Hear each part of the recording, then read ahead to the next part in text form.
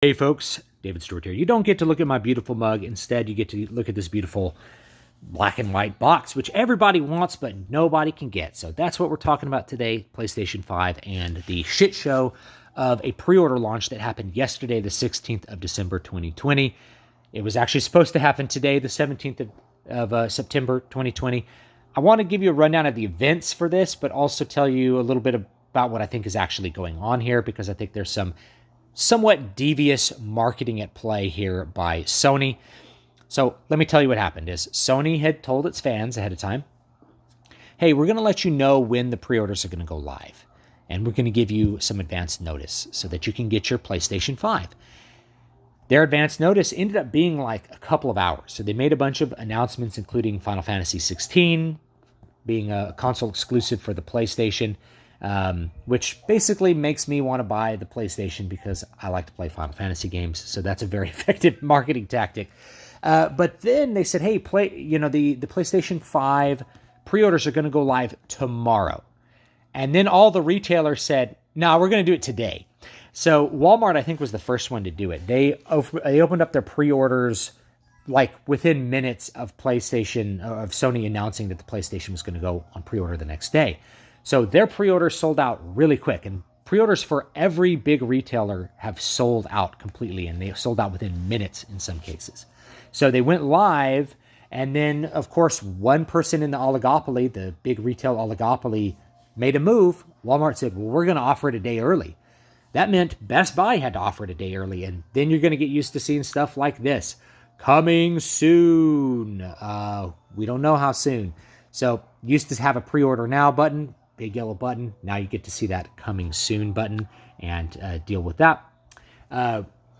Why did Sony do this? Did Sony actually plan this? And in my opinion, they at least planned the shortage of pre-orders. They planned for pre-orders to completely sell out really quickly. I don't know how many they're offering for each retailer, but obviously it's a lot less than what people, quote, want. And I think Sony did that deliberately for a couple of reasons. So the first reason would be more to their credit and not like a devious kind of marketing thing, which is they don't know how many consoles they can actually ship on November 12th. They may be able to ship all the consoles people want, or they may not be able to ship that many because of, COVID delays in getting materials and technology and actually assembling the units and getting them shipped overseas to wherever they are going to be to get into people's hands. There may be a lot of delays of that. They don't know exactly how many they're going to be able to ship. But they are working with some estimates, and they also really want to know in advance how hot this is going to be. Are people really looking to buy this? We're having a coronavirus recession. Turns out people really like to spend their money on entertainment things during the recession. That's why you can't buy the Nintendo Switch right now. The Nintendo Switch is really hard to find in any retailer. People are just gobbling them up because they want something to do at home. They want something to do. They're not going out to the bars. They're not going out to parks. They're not going out and doing stuff. So they're staying home and playing their Nintendos. And this is going to be some of the same thing. Now, I do think Sony intentionally restricted this also to build hype. And hype is super important when it comes to a console launch.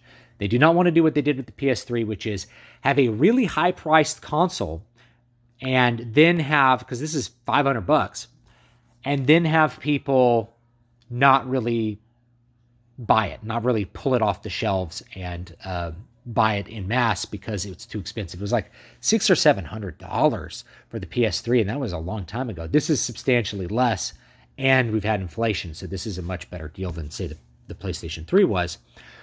But they don't want any kind of repeat of that. So you build the hype, and by selling out, by basically having pre-orders completely sell out within minutes, you're sending a big signal to anyone paying attention that is actually interested in console gaming.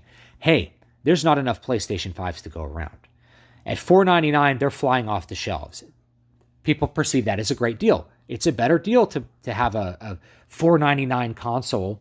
If it was $499 and there's a bunch of them sitting on the shelves, they may not buy one because they'd be like, $500 is a lot for a console. I bought my PlayStation 4 when it was new for like $400. A lot of people bought their PlayStation 4s for like $300, $200.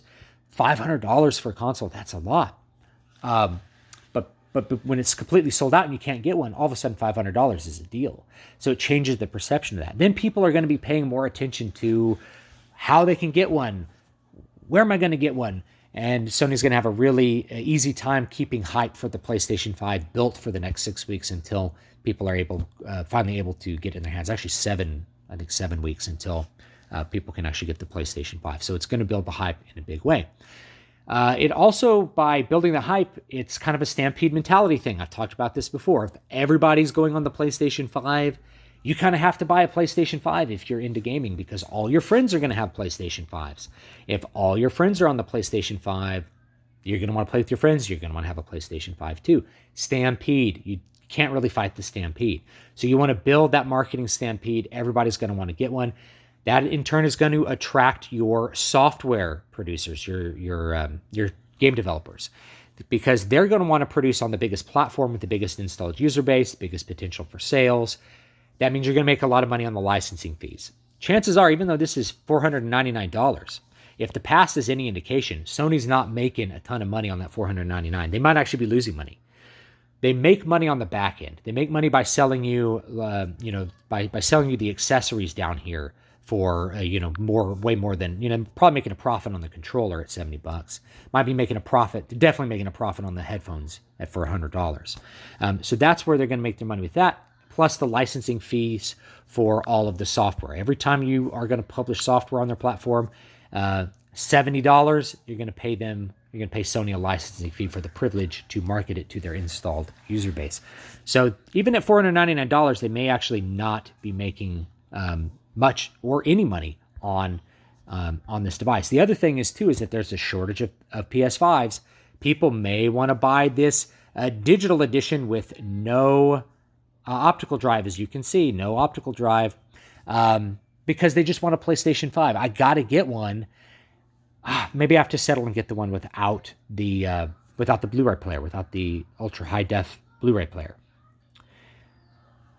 Gives you a chance to kind of hype up the other product and sell two of them. There might be easier to. You might have a better profit margin on that $400 machine versus including the high def Blu-ray. For $100, you're basically looking at the cost of a Blu-ray player anyway. So just as my opinion, as an aside, I would buy the optical disc version. I would never look at a digital-only console. If you were to borrow two games, just like borrow two games from your friend, the difference between those prices is paid for, because you're going to be buying $60 or $70 games this generation. So just borrowing two games from a friend, you've paid the cost of the optical drive. So that's probably going to be the better deal. But they want to build hype on both of these. So I think it's a psychological thing. I think it's a marketing play to get people hyped about it, to get people, and of course it lines up with them announcing, say, Final Fantasy 16 as a console exclusive. You want to get people lined up to buy this thing so that they're in the stampede. The stampede mentality will take over, and PlayStation 5 will end up being the dominant console for the next generation, just as PlayStation 4 was for this generation. Last thing I'll say is, guys, you actually don't have to be an early adopter of a console, at least early. You don't have to get it on launch day.